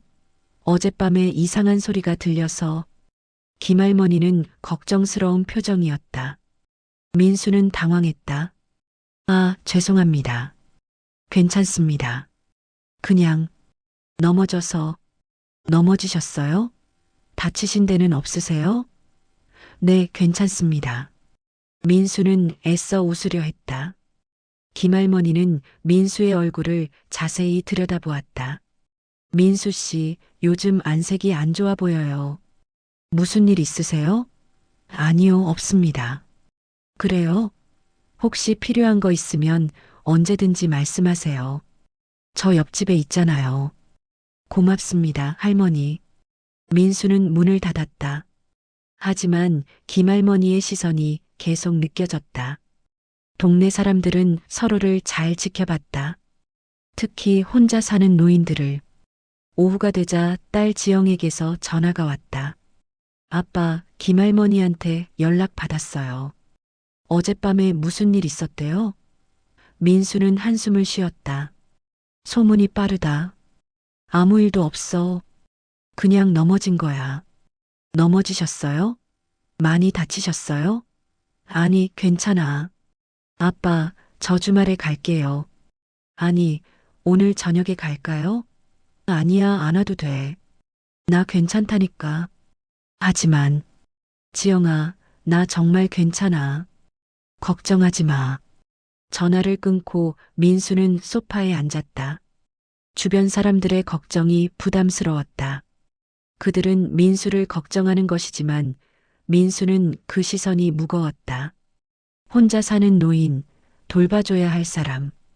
그런 시선들. 민수는 그렇게 보이고 싶지 않았다. 자신은 아직 혼자 살 수 있다. 아직 다른 사람의 도움이 필요하지 않다. 저녁 무렵 친구 성만에게서 전화가 왔다. 성만은 민수와 어릴 때부터 함께 자란 친구였다. 할머니가 키우던 시절부터 알던 사이였다. 민수야, 나 성만이야. 오랜만이지? 응, 오랜만이야. 요즘 어떻게 지내? 건강은? 그럭저럭? 나 다음 주에 서울 올라가는데 우리 한잔할까? 민수는 잠시 망설였다. 그래, 좋아. 민수야, 혹시 무슨 일 있어? 목소리가 이상한데. 성만이 물었다. 민수는 한숨을 쉬었다. 성만에게는 말할 수 있을까? 진실을. 하지만 민수는 입을 다물었다. 아니, 없어. 그냥 좀 피곤해서. 그래. 그럼 다음 주에 보자. 기운 내. 응, 고마워. 전화를 끊고 민수는 생각했다. 성만은 자신이 할머니의 외손자라고 알고 있다. 모두가 그렇게 알고 있다. 하지만 그것은 거짓이었다. 민수는 자신의 정체성을 숨기고 살아왔다. 아니, 숨겨진 채 살아왔다. 이제 진실을 알게 된 민수는 어떻게 해야 할까? 모두에게 진실을 밝혀야 할까? 아니면 계속 거짓 속에서 살아야 할까? 밤이 되자 민수는 다시 편지를 꺼냈다. 김영자 씨의 편지. 아직 읽지 않은 부분이 있었다. 민수는 편지의 마지막 장을 펼쳤다. 민수야, 나는 내가 진실을 알고 혼란스러울 것을 안다. 내 정체성이 흔들릴 것을 안다. 하지만 민수야, 한 가지만 기억해라. 혈연이 전부가 아니다. 진짜 가족은 함께한 시간, 함께 나눈 사랑으로 만들어진다. 나는 내 외할머니가 아니었지만 너를 사랑했다. 너는 내 손자가 아니었지만 내 마음속에서는 손자보다 더 소중한 존재였다. 민수는 눈물을 흘렸다. 할머니의 말이 맞았다. 혈연이 전부는 아니었다. 민수를 키운 것은 박선희가 아니라 김영자 씨였다. 민수를 사랑한 것도 김영자 씨였다. 혈연은 없었지만 사랑은 있었다. 그리고 민수야, 선희를 원망하지 마라. 그녀도 피해자였다. 그녀는 너를 버린 것이 아니라 너를 살리기 위해 내게 맡긴 것이다. 만약 그녀가 너를 안고 거리를 헤맸다면 너는 살아남지 못했을 것이다. 그녀는 너를 사랑했기에 포기했다. 그것이 그녀가 할 수 있는 최선의 선택이었다. 민수는 고개를 끄덕였다. 박선희를 이해할 수 있었다. 완전히는 아니지만 조금씩. 그녀도 고통받았다. 50년 동안 죄책감과 그리움 속에 살았다. 민수는 그녀를 용서해야 할까? 아니, 용서라는 단어가 맞는지도 모르겠다. 그녀는 잘못한 것이 없었다. 단지 불운했을 뿐이었다. 민수야, 마지막으로 부탁이 있다. 선희를 만나줘라. 그녀는 오래 기다렸다. 50년을. 죽기 전에 내 얼굴을 한 번만 보고 싶어 한다. 내가 선희를 만나는 것이 그녀에게는 구원이 될 것이다. 그리고 너에게도 치유가 될 것이다. 민수야, 과거를 마주할 용기를 내렴. 사랑한다. 나의 아들아. 편지는 거기서 끝났다. 민수는 편지를 가슴에 안았다. 나의 아들아. 할머니는 민수를 아들이라고 불렀다. 손자가 아니라 아들. 그것이 할머니의 진심이었다. 민수는 울었다. 할머니에 대한 그리움, 박선희에 대한 복잡한 감정, 자신의 정체성에 대한 혼란. 모든 것이 뒤섞였다. 하지만 한 가지는 분명해졌다. 민수는 박선희를 만나야 했다. 할머니의 부탁이기도 했지만 민수 자신을 위해서도. 과거와 화해하지 않으면 앞으로 나아갈 수 없었다. 민수는 결심했다. 부산으로 가기로. 박선희를 만나러. 50년 만에 엄마를 만나러. 다음 날 아침 민수는 부산행 기차표를 예매했다. 손이 떨렸지만 결심은 단호했다. 오후 2시 출발. 민수는 작은 가방에 옷 몇 벌을 챙겼다. 언제 돌아올지 몰랐다. 하루가 될 수도 며칠이 될 수도 있었다. 거울을 보며 면도를 하고 깨끗한 옷으로 갈아입었다. 50년 만에 엄마를 만나러 가는 것이었다. 첫인상이 중요했다. 아니, 어쩌면 마지막 인상이 될지도 몰랐다. 집을 나서기 전 민수는 딸 지영에게 문자를 보냈다. 며칠 동안 부산에 다녀온다. 걱정하지 마라. 지영에게서 바로 전화가 왔지만 민수는 받지 않았다. 설명하기가 복잡했다. 나중에 돌아와서 천천히 이야기하면 될 것이었다. 민수는 현관문을 잠그고 계단을 내려갔다. 기차는 서울역을 출발해 남쪽으로 달렸다. 창밖으로 도시의 풍경이 스쳐 지나갔다. 빌딩들, 아파트 단지들, 공장들. 점점 도시가 멀어지고 들판이 펼쳐졌다. 민수는 창밖을 바라보며 생각에 잠겼다. 박선희를 만나면 무슨 말을 해야 할까? 첫 마디가 무엇이어야 할까? 안녕하세요? 너무 딱딱하다. 엄마, 아직 그렇게 부를 준비가 안 됐다. 7살 민수는 세탁소 마당에서 놀고 있었다. 할머니는 안에서 손님을 받고 있었다. 한 여자 손님이 빨래를 맡기러 왔는데 민수를 보더니 물었다. 어머, 이 아이가 손자예요? 할머니는 고개를 끄덕였다. 네, 외손자예요. 참 예쁘게 생겼네요. 몇 살이에요? 7살입니다. 여자는 민수를 보며 웃었다. 엄마는 어디 계세요? 민수는 대답하지 못했다. 할머니가 대신 대답했다. 딸이 사정이 있어서 제가 키우고 있어요. 여자가 떠난 후 민수는 할머니에게 물었다. 할머니, 엄마는 언제 와요? 할머니는 민수를 안아올리며 말했다. 나중에, 아주 나중에. 왜 안 와요? 엄마도 보고 싶은데 올 수가 없어. 멀리 계셔서. 민수는 고개를 끄덕였지만 이해하지 못했다. 왜 엄마는 오지 않는 걸까? 다른 아이들은 다 엄마가 있는데 왜 자신만 없는 걸까? 기차가 대전역을 지나갔다.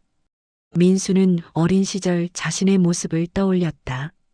엄마가 없다는 것을 이상하게 여기면서도 할머니가 있어서 외롭지 않았다. 할머니가 엄마 역할을 해주셨기 때문이었다. 하지만 학교에 들어가면서 민수는 자신이 다른 아이들과 다르다는 것을 알게 됐다. 11살 민수는 초등학교 5학년이었다. 학교에서 가족 그리기 숙제가 나왔다. 민수는 도화지에 할머니와 자신을 그렸다. 다음 날 선생님이 민수의 그림을 보며 물었다. 민수야, 부모님은 안 그렸니? 저는 할머니랑 살아요. 엄마 아빠는?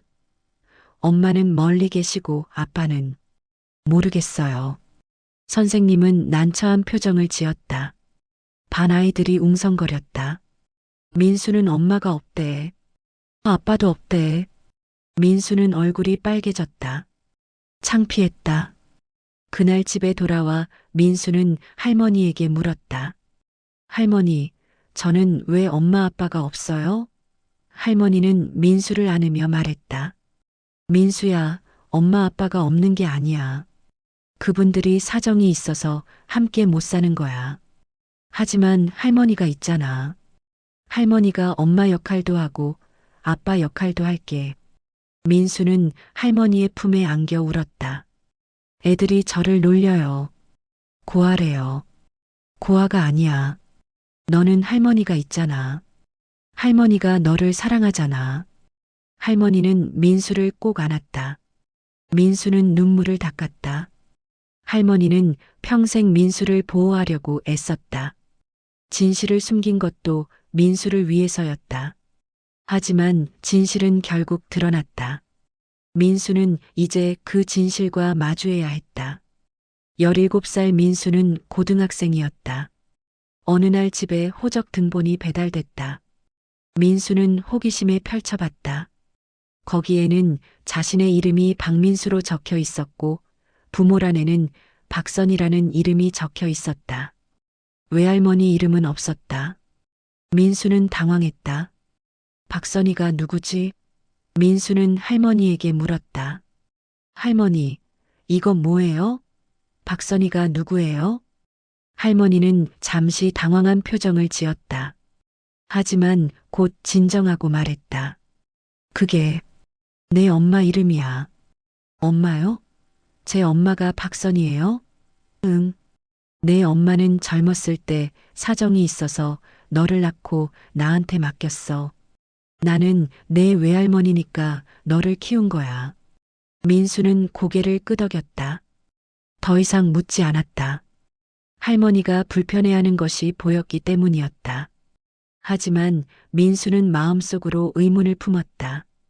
박선이라는 여자는 어디에 있을까? 왜 자신을 찾아오지 않을까? 민수는 그때 더 물어봤어야 했다고 후회했다. 할머니가 살아계실 때 진실을 물어봤어야 했다. 하지만 늦었다. 이제는 박선희에게 직접 물어야 했다. 기차가 부산역에 도착했다. 민수는 가방을 들고 내렸다. 부산의 공기는 서울과 달랐다. 바다 냄새가 났다. 소금기 섞인 바람이 얼굴을 스쳤다. 민수는 택시를 잡아탔다. 박선희가 사는 주소를 알려줬다. 해운대구의 한 아파트였다. 택시는 부산 시내를 달렸다. 바다가 보였다. 햇살에 반짝이는 파도. 민수는 창밖을 바라보며 숨을 깊이 들이마셨다. 곧 도착할 것이었다. 곧 엄마를 만날 것이었다. 22살 민수는 대학을 졸업하고 취직했다. 회사 생활이 바빴다. 할머니와 함께 사는 시간이 줄었다. 주말에만 집에 갔다. 할머니는 점점 늙어갔다. 허리가 굽고 귀가 어두워지고 기억력이 떨어졌다. 민수는 걱정됐지만 바쁘다는 핑계로 자주 찾아뵙지 못했다. 어느 날 할머니가 민수에게 물었다. 민수야, 너 결혼은 언제 할 거니? 아직 생각 없어요, 할머니. 할머니가 죽기 전에 내 장가가는 모습 좀 봤으면 좋겠구나. 할머니, 그런 말씀 마세요. 오래오래 사셔야죠.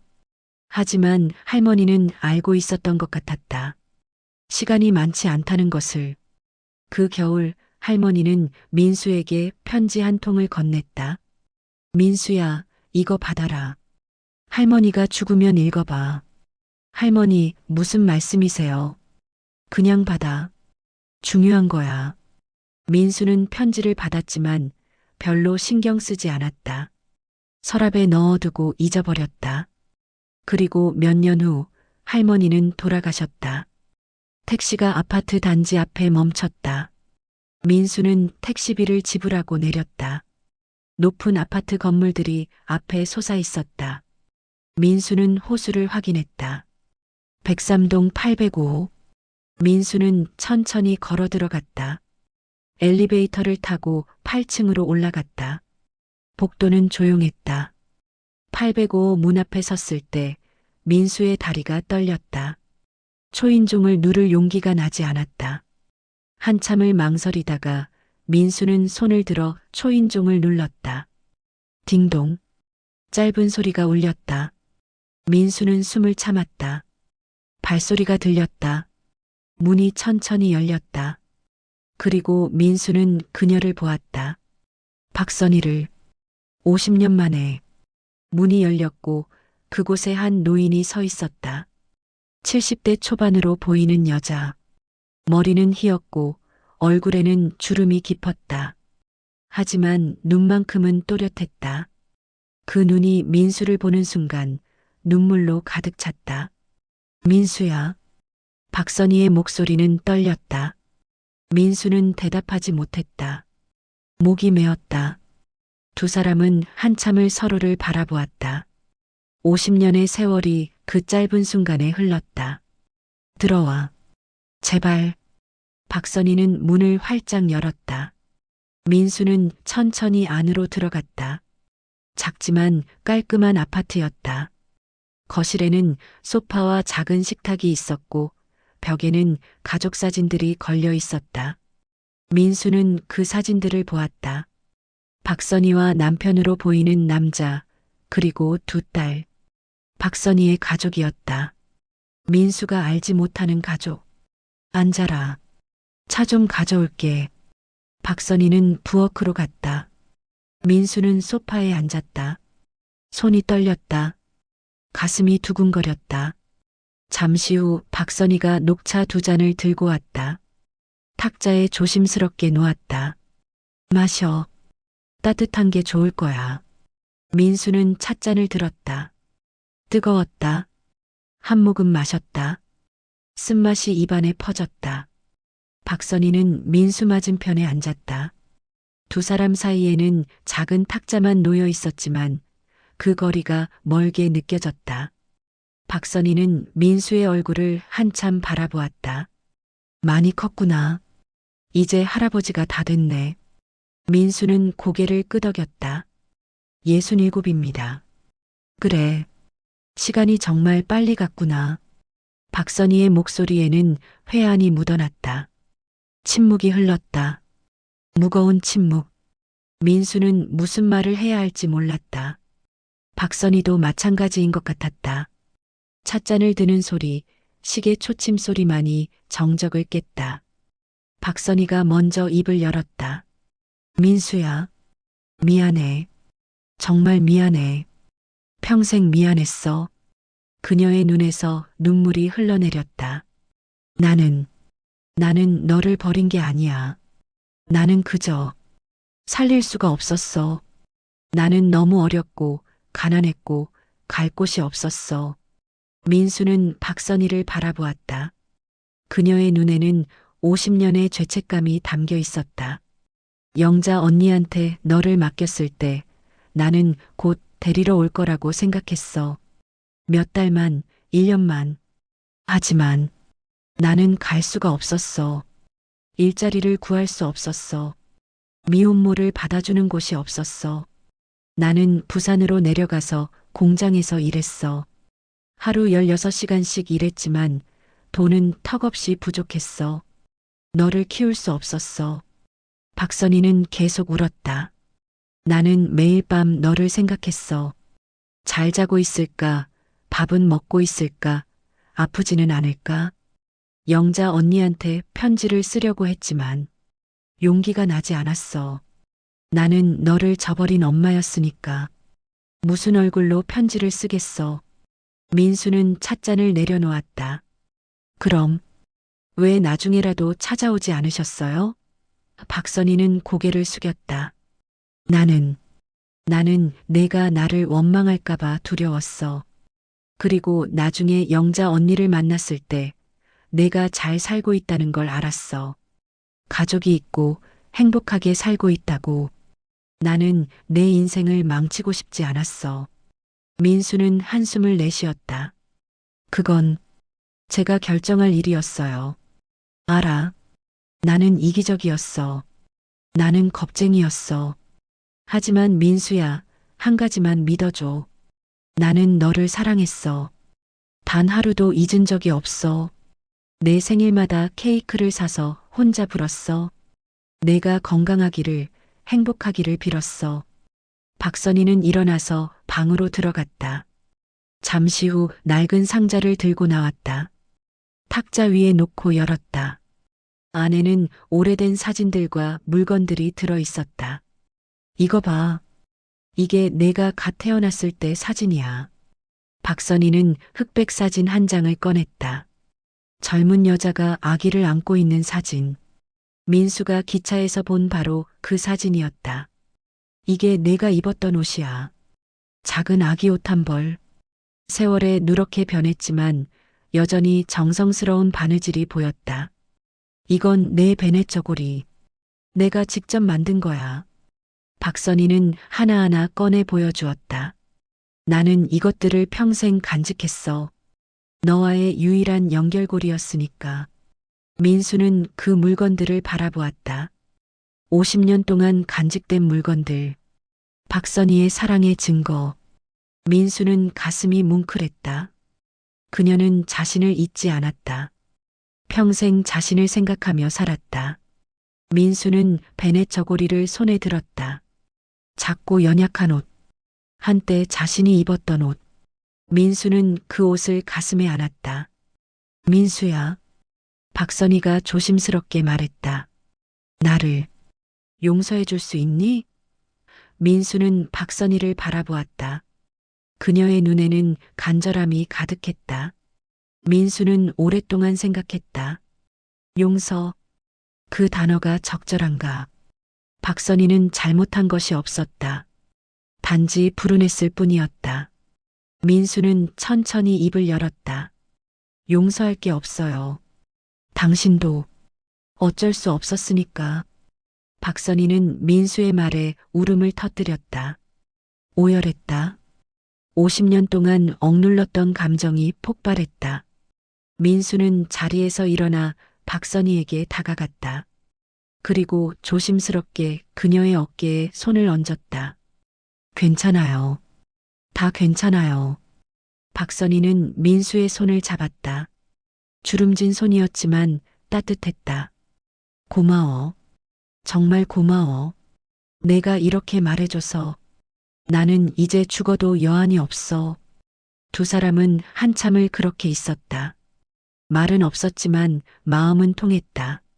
민수는 박선희가 겪었을 고통을 이해했다. 그녀도 피해자였다. 그 시대의 가난의 편견의 피해자. 그리고 민수 자신도 피해자였다. 하지만 동시에 두 사람 모두 생존자였다. 어려운 시간을 견뎌내고 지금 여기까지 온 생존자. 박선희는 눈물을 닦고 미소 지었다. 배고프지? 밥 좀 해줄게. 아니요, 괜찮아요. 아니야. 평생 한 번도 너한테 밥을 해주지 못했잖아. 오늘 한 번만이라도 해주고 싶어? 박선희는 부엌으로 갔다. 민수는 그녀의 뒷모습을 바라보았다. 작고 굽은 등. 하지만 그 등에서 민수는 강인함을 보았다. 50년을 견뎌낸 강인함. 저녁 식사가 차려졌다. 소박했다. 된장찌개, 김치, 나물 반찬. 할머니 김영자 씨가 해주시던 밥과 비슷했다. 두 사람은 마주 앉아 밥을 먹었다. 박선희는 계속 민수에게 반찬을 집어주었다. 많이 먹어. 너무 말랐어. 민수는 웃었다. 저 이제 할아버지예요. 많이 먹으면 안 좋아요. 그래도 많이 먹어. 엄마 음식이야. 엄마 음식. 그 말이 민수의 가슴을 울렸다. 평생 먹어보지 못한 엄마의 음식. 민수는 한 숟가락 떠서 입에 넣었다. 짜지도 달지도 않았다. 평범한 맛이었다. 하지만 민수에게는 특별했다. 이것이 엄마의 맛이었다. 민수는 천천히 씹으며 맛을 음미했다. 박선희는 민수가 먹는 모습을 행복하게 바라보았다. 그녀의 얼굴에는 평화가 깃들어 있었다. 50년 만에 찾은 평화. 식사를 마치고 두 사람은 다시 거실로 갔다. 창밖으로 해가 지고 있었다. 부산의 바다가 붉게 물들었다. 민수는 창가에 서서 바다를 바라보았다. 박선희가 옆에 섰다. 바다가 참 예쁘지? 네. 나는 이 바다를 보면서 50년을 살았어.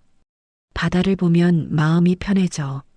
너도 저 어딘가에서 이 바다를 보고 있을 거라고 생각했어. 민수는 박선희를 바라보았다. 그녀도 민수를 바라보았다. 두 사람의 눈이 마주쳤다. 그 순간 민수는 깨달았다. 용서가 필요한 것이 아니라 이해가 필요했다는 것을. 그리고 이제 민수는 이해했다. 박선희를, 김영자 씨를, 그리고 자기 자신을. 민수는 작게 미소 지었다. 박선희도 미소 지었다. 50년 만에 모자가 함께 웃었다. 그날 밤 민수는 박선희의 집에서 묵기로 했다. 박선희는 작은 방 하나를 내주었다. 딸들이 쓰던 방이었다. 침대 시트는 깨끗했고 방에는 은은한 꽃향기가 났다. 민수는 침대에 누웠지만 잠이 오지 않았다. 천장을 바라보며 오늘 하루를 되짚었다. 엄마를 만났다. 50년 만에. 그리고 대화를 나눴다. 서로의 고통을 이해했다. 다음 날 아침 민수는 부엌에서 나는 소리에 깨어났다. 시계를 보니 6시였다. 민수는 일어나 거실로 나갔다. 박선희가 부엌에서 아침을 준비하고 있었다. 일찍 일어났네. 더 자도 되는데. 괜찮아요. 일찍 일어나는 게 습관이에요. 민수는 부엌으로 들어갔다. 제가 도와드릴까요? 아니야. 앉아 있어. 금방 끝나. 하지만 민수는 자리에 앉지 않았다. 박선희 옆에 서서 말했다. 같이 하죠. 박선희는 민수를 바라보며 미소 지었다. 그래, 고맙다. 두 사람은 함께 아침을 준비했다. 박선희가 밥을 짓는 동안 민수는 식탁을 닦았다. 박선희가 국을 끓이는 동안 민수는 반찬을 꺼내 접시에 담았다. 말은 많지 않았지만 움직임은 자연스러웠다. 마치 오래전부터 함께 살아온 것처럼. 아침 식사를 마치고 박선희가 말했다. 민수야, 오늘 너한테 보여주고 싶은 곳이 있어. 같이 갈 수 있니? 어디요? 가보면 알아. 멀지 않아. 두 사람은 집을 나섰다. 택시를 타고 30분쯤 달렸다. 도착한 곳은 작은 성당이었다. 오래된 건물이었지만 아름다웠다. 박선희는 민수를 이끌고 안으로 들어갔다. 성당 안은 고요했다. 햇빛이 스테인드 글라스를 통해 들어와 바닥에 형형색색의 빛을 드리웠다. 박선희는 앞자리에 앉았다. 민수도 옆에 앉았다. 박선희는 두 손을 모으고 기도했다. 민수는 그녀를 바라보았다. 한참 후 박선희가 눈을 떴다. 나는 매주 일요일 여기 와. 50년 동안. 기도하러요? 응. 너를 위해서. 민수는 가슴이 뭉클했다. 매주? 응. 내가 건강하기를, 행복하기를, 좋은 사람 만나기를 빌었어. 그리고 언젠가 너를 다시 만날 수 있기를 빌었어. 박선희는 민수의 손을 잡았다. 민수야, 하느님께서 내 기도를 들어주셨어. 너를 다시 만나게 해주셨어. 나는 이제 죽어도 여한이 없어. 그런 말씀하지 마세요. 민수는 박선희의 손을 꼭 잡았다. 우리 아직 시간이 있어요. 함께 보낼 시간이. 박선희는 눈물을 글썽이며 고개를 끄덕였다. 그래. 시간이 있지. 우리 함께 보내자. 성당을 나와 두 사람은 근처 공원을 걸었다. 날씨가 좋았다. 햇살이 따뜻했고 바람이 부드러웠다. 낙엽이 떨어지고 있었다. 민수와 박선희는 천천히 걸었다. 두 사람 모두 나이가 들어 발걸음이 느렸다. 하지만 서두르지 않았다. 시간은 충분했다. 민수야, 너 결혼했다며? 박선희가 물었다. 네. 30년 전에 했어요. 아내는 3년 전에 세상을 떠났어요. 그랬구나. 힘들었겠다. 처음에는 힘들었어요. 하지만 이제는 괜찮아요. 딸이 있어서 외롭지 않아요. 딸이? 그럼 내 손녀네. 박선희는 환하게 웃었다. 손녀가 어떻게 생겼어? 사진 있어? 민수는 핸드폰을 꺼내 지영의 사진을 보여줬다. 박선희는 사진을 자세히 들여다보았다. 예쁘네. 너 닮았어. 그래요? 응. 코랑 눈이 똑같아. 박선희는 사진을 한참 바라보다가 핸드폰을 돌려줬다. 나도 딸 둘이 있어. 둘 다 결혼해서 잘 살고 있어. 손주도 있고. 그럼 제 이복 동생들이네요. 그래. 너한테는 동생들이지. 민수는 묻고 싶었다. 그들은 자신의 존재를 아는가? 박선희가 먼저 말했다. 애들은 몰라. 내 존재를. 민수는 고개를 끄덕였다. 그게 나을 것 같아요. 정말? 네. 그들의 삶을 혼란스럽게 만들고 싶지 않아요. 박선희는 민수를 바라보며 말했다. 넌 참 착하구나. 내 엄마보다 훨씬 더. 민수는 쓸쓸하게 웃었다. 할머니가 잘 키우셨으니까요. 김영자 할머니. 두 사람은 벤치에 앉았다. 박선희가 말했다. 영자 언니 이야기 좀 해줄래? 어떻게 돌아가셨는지, 행복하셨는지.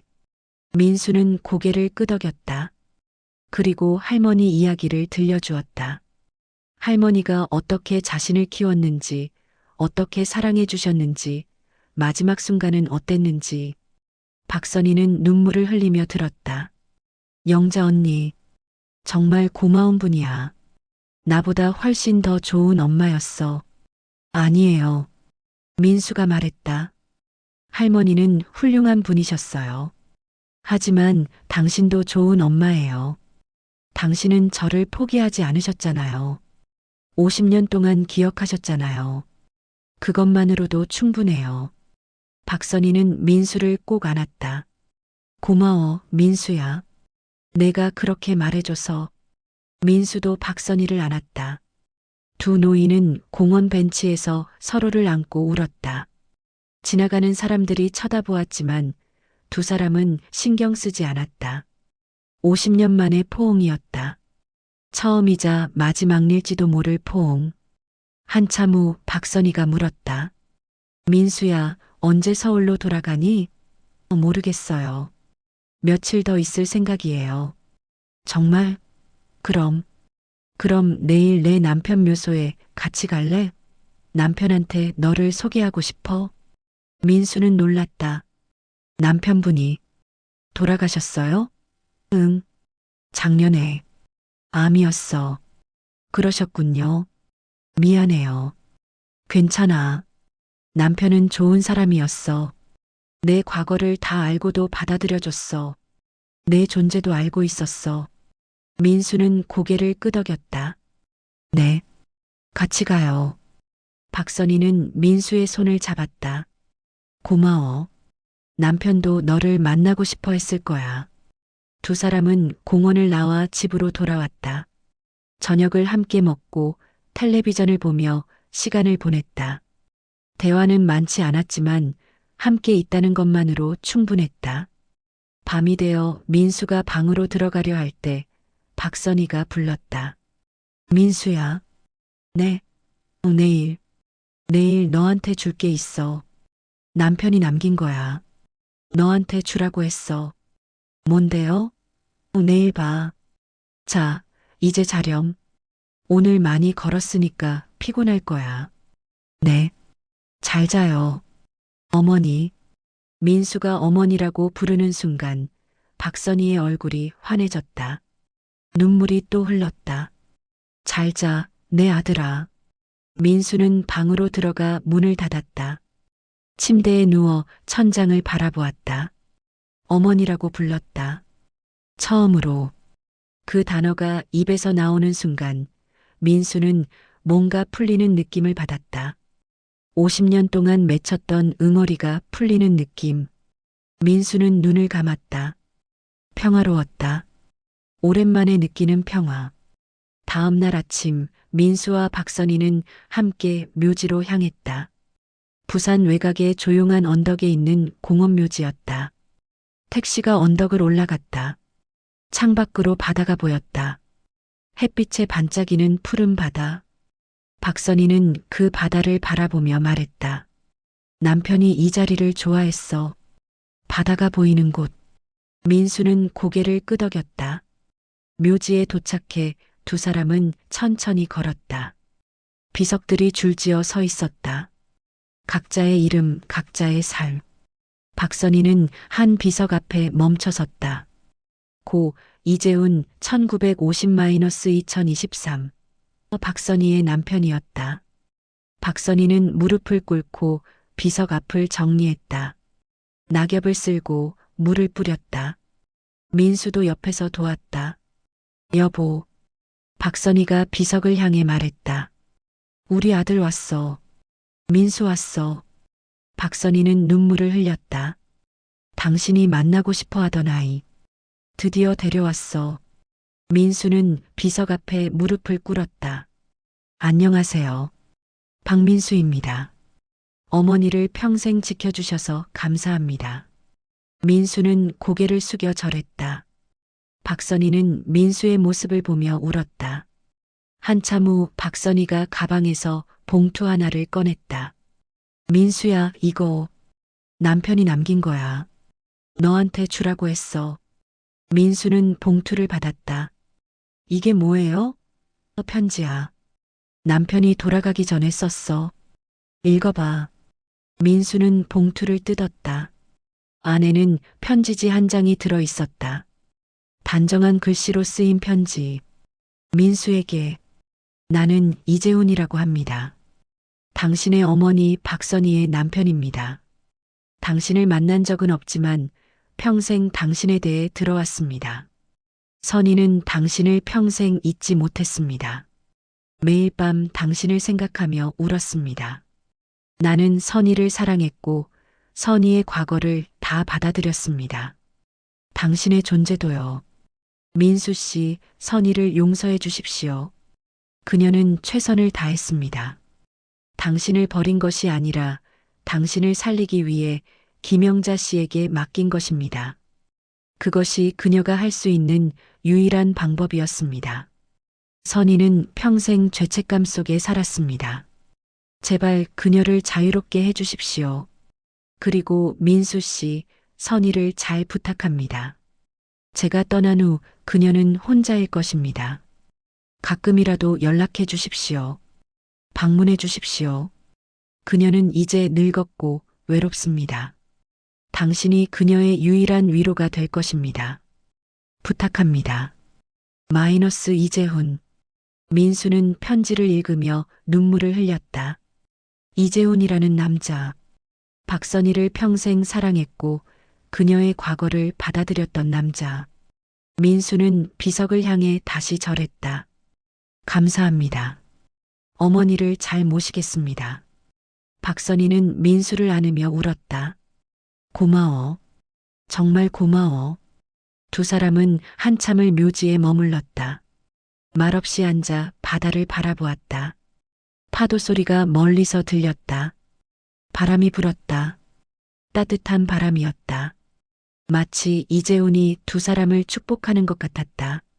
집으로 돌아와 박선희가 말했다. 민수야, 언제 서울로 돌아가니? 내일 아침에 가려고요. 그렇구나. 벌써. 박선희의 목소리에는 아쉬움이 묻어났다. 하지만 자주 올게요. 한 달에 한 번은 꼭. 박선희는 환하게 웃었다. 정말? 약속이야? 네, 약속이에요. 민수는 박선희의 손을 잡았다. 그날 저녁 두 사람은 마지막 저녁을 함께 했다. 박선희는 정성껏 음식을 준비했다. 민수가 좋아한다는 불고기, 잡채, 된장찌개. 식탁에 가득 차려졌다. 많이 먹어. 기차에서 배고플 테니까. 민수는 웃으며 밥을 먹었다. 박선희는 민수가 먹는 모습을 행복하게 바라보았다. 민수야. 네. 내가 너한테 좋은 엄마는 못 됐지만, 그래도 너를 낳아서 다행이야. 내가 있어서 내 인생이 의미가 있었어. 민수는 눈물을 참으며 대답했다. 저도요. 어머니를 만나서 다행이에요. 이제야 제 뿌리를 알았어요. 제가 누구인지 알았어요. 두 사람은 손을 잡고 밥을 먹었다. 눈물이 흘렀지만 슬프지 않았다. 감사의 눈물이었다. 치유의 눈물이었다. 다음 날 아침 민수는 짐을 챙겼다. 박선희가 도시락을 싸주었다. 기차에서 먹어. 배고프면 안 되잖아. 고맙습니다. 현관 앞에서 두 사람은 마주 섰다. 박선희가 민수를 안았다. 조심해서 가. 딸한테 안부 전해줘. 네. 어머니도 건강하세요. 응. 너도. 두 사람은 오래 안고 있었다.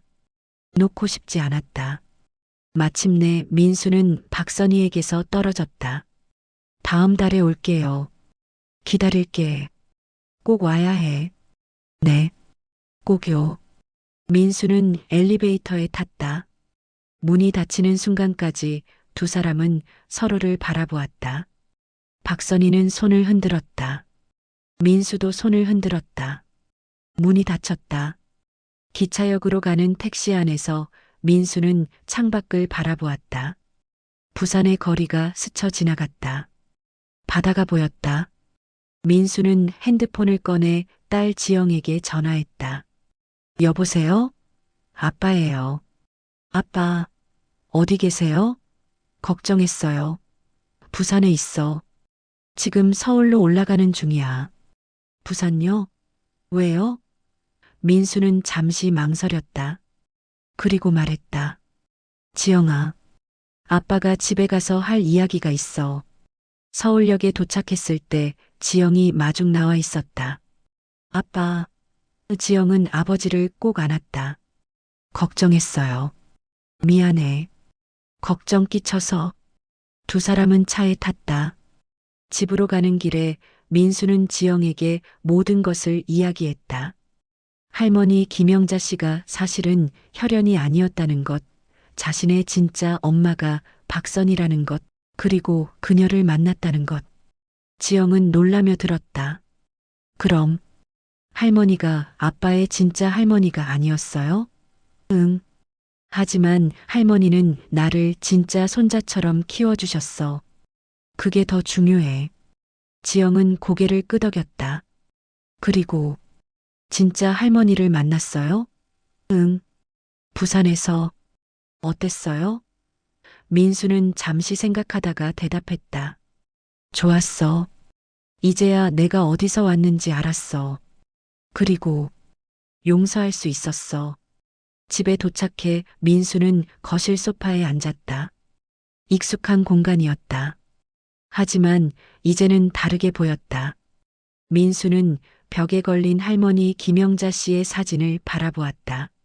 새 액자에 넣어둔 사진. 할머니. 민수는 중얼거렸다. 이제 알았어요. 할머니가 왜 그렇게 하셨는지. 할머니의 사랑이 얼마나 컸는지. 감사합니다. 정말 감사합니다. 민수는 서랍을 열고 김영자 씨의 편지를 꺼냈다. 마지막 장을 다시 읽었다. 사랑한다. 나의 아들아. 그 문장을 읽으며 민수는 미소 지었다. 할머니는 자신을 아들이라고 불렀다. 그리고 박선희도 자신을 아들이라고 불렀다. 민수는 두 엄마를 가진 셈이었다. 혈연으로 이어진 엄마와 사랑으로 이어진 엄마. 저녁이 되어 민수는 발코니에 나가 서울의 야경을 바라보았다.